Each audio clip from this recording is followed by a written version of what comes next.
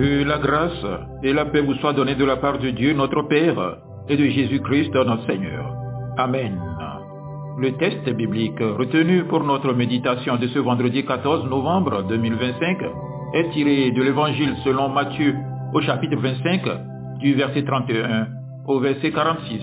Le thème qui nous conduit dans notre méditation est intitulé comme suit: Pratique l'amour altruiste pour entrer dans la vie éternelle. Prions.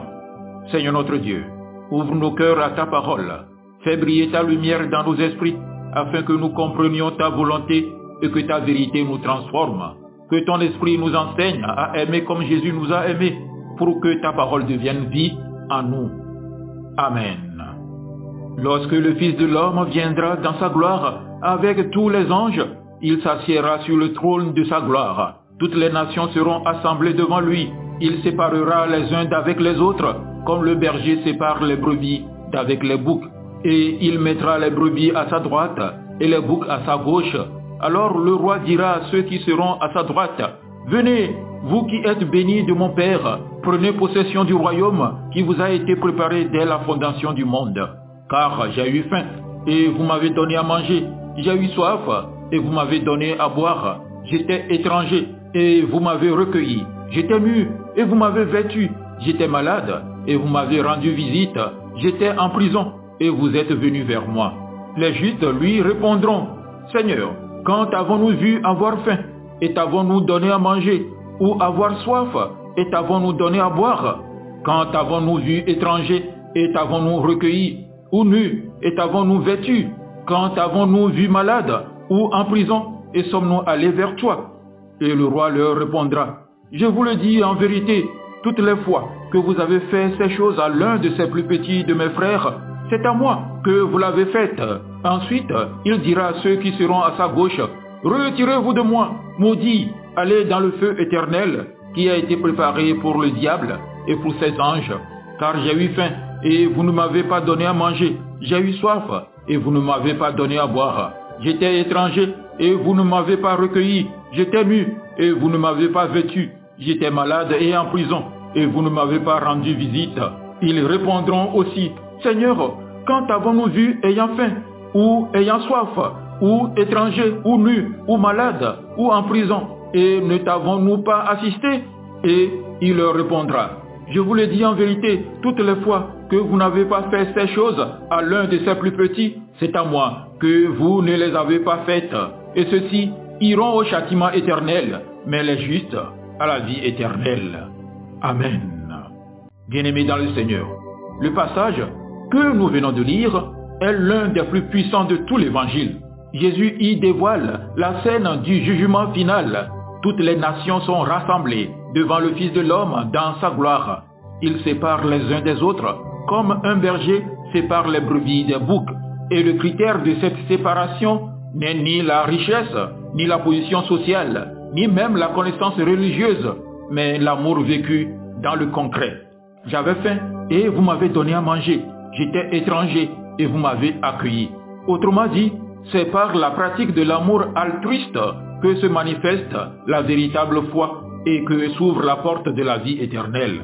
Jésus commence par féliciter les brebis en disant: Venez, les bénis de mon Père, recevez en héritage le royaume préparé pour vous. Pourquoi? Parce qu'ils ont aimé sans chercher de récompense. Ils ont vu la faim, la souffrance, la solitude et ils ont agi. Leur amour ne se limitait pas à des paroles ou des émotions. Il s'est fait service, partage, accueil. Frères et sœurs, le véritable amour chrétien n'est pas un sentiment passager.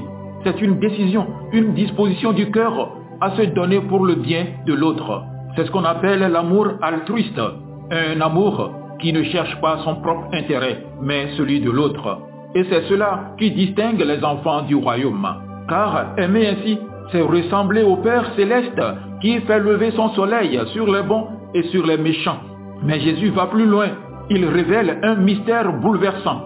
Aimer le prochain, c'est en réalité aimer Dieu lui-même. Écoutez bien cette parole du verset 40. Chaque fois que vous l'avez fait à l'un de ces plus petits de mes frères, c'est à moi que vous l'avez fait. Quelle révélation! Jésus s'identifie aux pauvres, aux affamés, aux étrangers, aux malades, aux prisonniers. Il nous dit, lorsque tu tends la main à celui qui souffre, c'est moi que tu touches. Lorsque tu verses une larme avec celui qui pleure, c'est moi que tu consoles. Ainsi, l'amour du prochain devient un acte d'adoration. Ce n'est pas seulement un devoir moral, c'est un acte spirituel profond. Aimer Dieu en aimant les autres. Beaucoup cherchent à rencontrer Dieu dans les lieux sacrés, dans la prière, dans la louange, et c'est juste. Mais Jésus nous rappelle que Dieu se cache aussi dans la chair blessée de nos frères. Et cet amour concret n'est pas seulement un signe extérieur de foi, il a des conséquences éternelles. À la fin du passage, Jésus déclare « Les justes iront à la vie éternelle et les autres au châtiment éternel ». Ce n'est pas une menace, c'est une révélation spirituelle. Le royaume de Dieu appartient à ceux qui ont appris à aimer. Pourquoi? Parce que Dieu est amour et pour vivre avec lui éternellement, il faut apprendre dès ici-bas à aimer comme lui. Chaque geste d'amour altruiste que tu poses aujourd'hui est une semence d'éternité. Quand tu pardonnes, quand tu partages, quand tu accueilles, tu laisses la vie divine se manifester en toi. Ainsi, la vie éternelle commence dès maintenant dans le cœur de celui qui aime.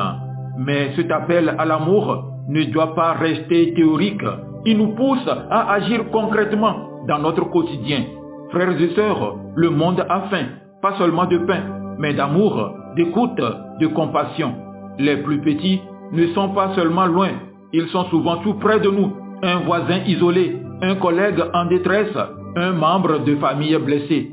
Alors aujourd'hui, le Seigneur te dit, commence là où tu es, aime avec ce que tu as.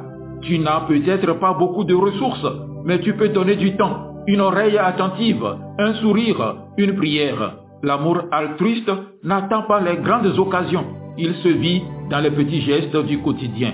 Et rappelle-toi, mon frère, ma sœur, ce que tu fais dans le secret, Dieu le voit, et c'est lui qui te récompensera. Bien-aimé, à la fin de notre vie, Dieu ne nous demandera pas combien nous avons réussi, mais combien nous avons aimé. Le jugement de Matthieu 25 n'est pas un avertissement pour faire peur, mais une invitation à vivre selon le cœur de Dieu.